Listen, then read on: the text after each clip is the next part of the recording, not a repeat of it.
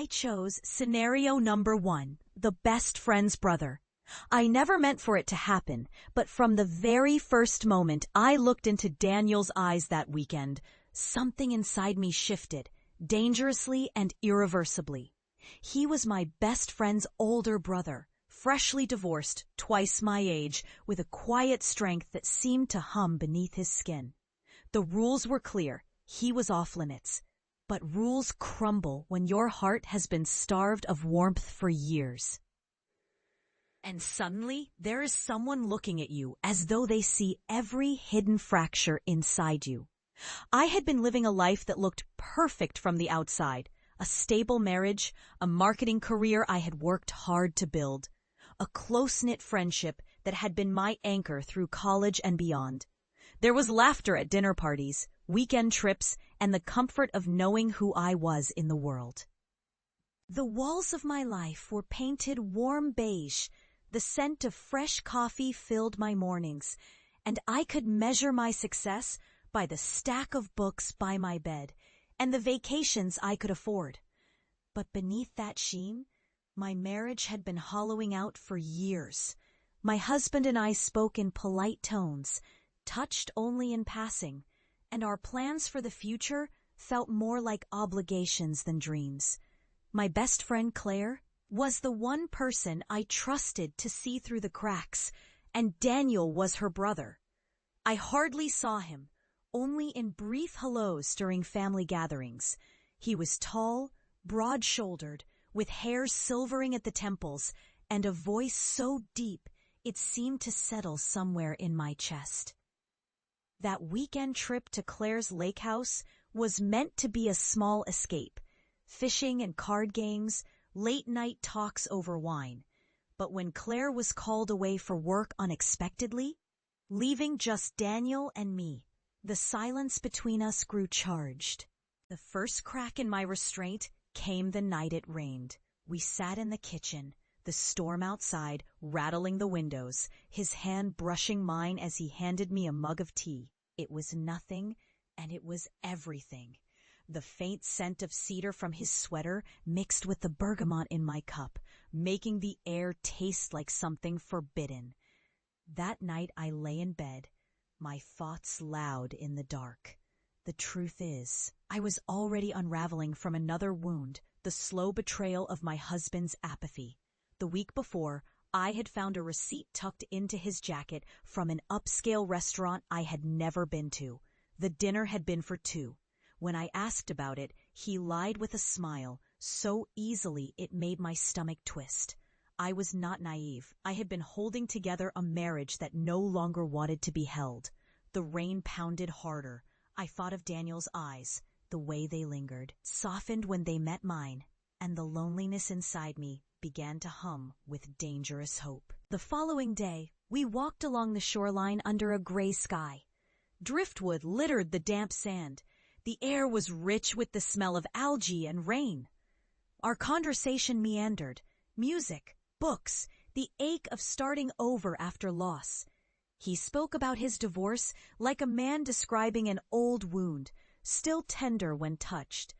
I found myself telling him about my marriage, about how grief doesn't always come from someone dying. It can come from loving someone who no longer sees you. His gaze held mine for a moment too long, and I felt something unnamed pass between us. His fingertips brushed my arm as we stepped over a slick log, and the tiny shock of his skin against mine seemed to echo through my whole body. That night we cooked together. The scent of garlic and rosemary filled the air. His laugh low and warm as we teased each other over who cut vegetables better. My heart beat hard with something I had tried to bury for years, a craving for being seen, being known. Halfway through the meal, he asked quietly, "Do you ever wonder if you've settled for less than you deserve?" I froze, the sound of rain on the roof a steady whisper. My answer lodged in my throat. If this confession has you holding your breath and leaning closer, hit like and share because you will not believe how deep this feeling took me. Later, we moved to the porch. The storm had passed, but the scent of wet earth clung to the night. He poured us wine. and I found my gaze drawn to the curve of his hand around the glass, the way the lamplight traced his jaw. We spoke softer now, almost whispering, as though the words themselves were fragile. His divorce had left him hollow, just as my marriage had been crumbling for years, and in that mutual emptiness, we found a strange fullness. The moment I knew there was no turning back was when I laughed at something he said, and he looked at me like he would memorize the sound forever. Time thickened. I felt the heat of his knee near mine, the faint brush of his breath when he leaned closer. He did not touch me, yet every atom in my body leaned toward him. We spoke until midnight, our words a bridge over the dangerous distance we were crossing. When I went to bed that night, the air in my room felt different. Not lighter, not heavier, but electric. My husband texted once, a casual check-in, and I stared at the message without replying. In the morning, we made coffee together. The steam curled upward, carrying the scent of dark roast and the faint trace of his cologne, a woody, restrained fragrance that seemed to wrap around me. He asked about my dreams, not just career goals, but dreams, what I wished for when no one was watching. I told him things I had not admitted to anyone, and he listened as though each word was worth keeping.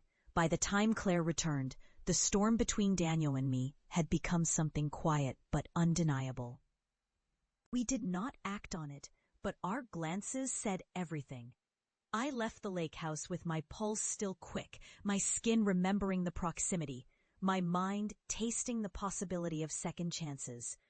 Days later, he sent me a message. "I cannot stop thinking about that weekend," he wrote. Just one line. But it was enough to remind me that sometimes love does not arrive when it is convenient or appropriate. It arrives when you are standing knee-deep in the wreckage of what you thought life would be, offering you a hand you never expected to hold. In the weeks since, I have wrestled with knowing that pursuing whatever is between us would mean crossing lines that were clearly drawn. But when he texts me, when I hear his voice, something inside me feels alive again. Maybe forbidden love is not about recklessness at all. Maybe it is about recognizing a truth that will not be silenced, even if the world says you should walk away. The question now is whether I have the courage to follow that truth or the discipline to bury it. If you crave more raw, emotional confessions, please like, share, and subscribe. Your next chapter awaits.